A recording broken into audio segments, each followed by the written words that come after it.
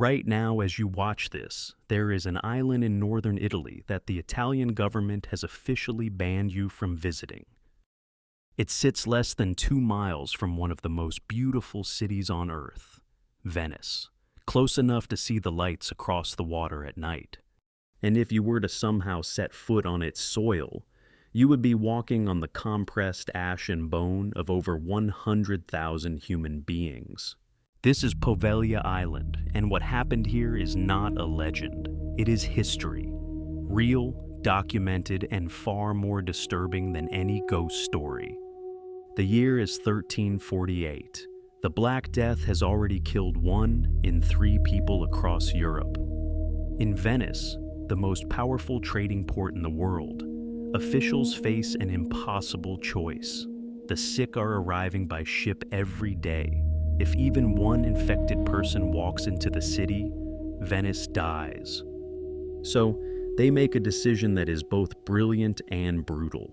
They designate a small abandoned island in the southern lagoon as a quarantine zone. If you showed symptoms, fever, swollen lymph nodes, blackening skin, you were taken from your home, placed on a boat, and brought to Poveglia. Most of you were already dying. Some of you weren't sick yet. It didn't matter. The island did not ask questions. The island only accepted deposits.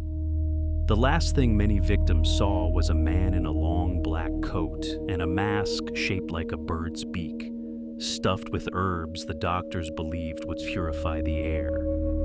They were wrong, but at that point, it didn't matter. You were already on the island. The dead piled faster than they could be buried. Pits were dug, bodies were thrown in. When the pits were full, they were set on fire. This went on for centuries, not 1 outbreak, not 2, wave after wave, generation after generation, for over 400 years. Historians estimate the number of people who died on that 17-acre island at over 160,000. That's roughly the population of a mid-sized American city, wiped out, buried, burned, forgotten. And here is the detail that should make you stop and think for a moment. When scientists tested the soil of Poveglia, they found it is composed of over 50% human ash and bone. You would not be walking on Earth. You would be walking on people. For a while, the plague ended. The island sat empty, silent. Then in 1922, they built a psychiatric hospital on it. In the early 20th century, mental illness was not understood.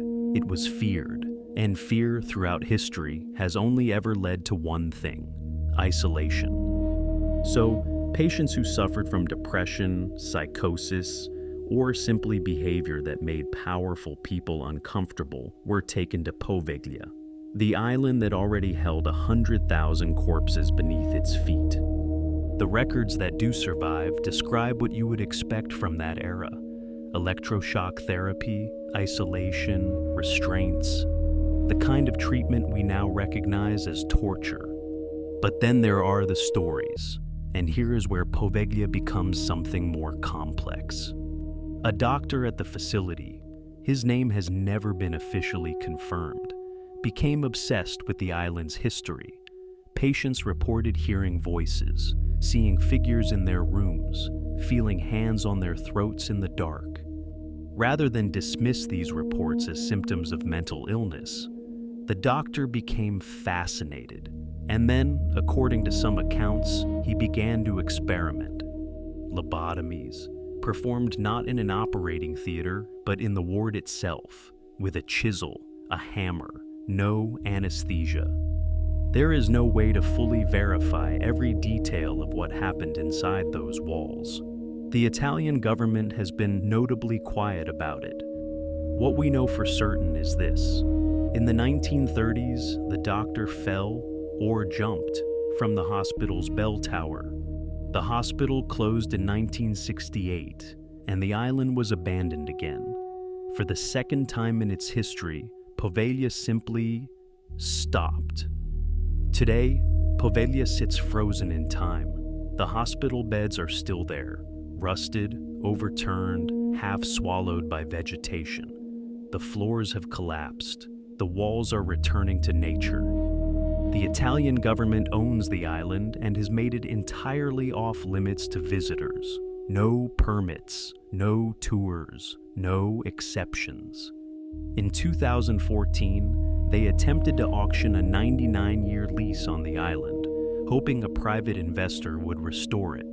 The winning bid came in at €513,000. The deal fell apart.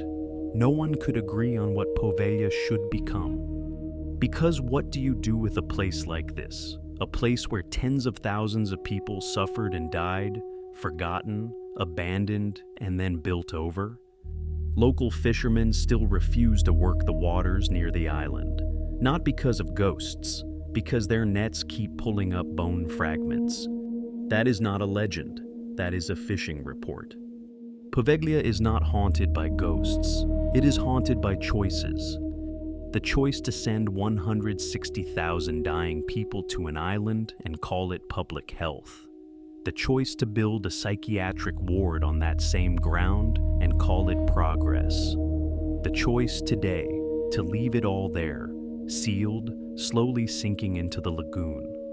Every culture in the world has a version of this story, a place where the inconvenient people, the sick, the suffering, the different, were sent so that everyone else didn't have to look.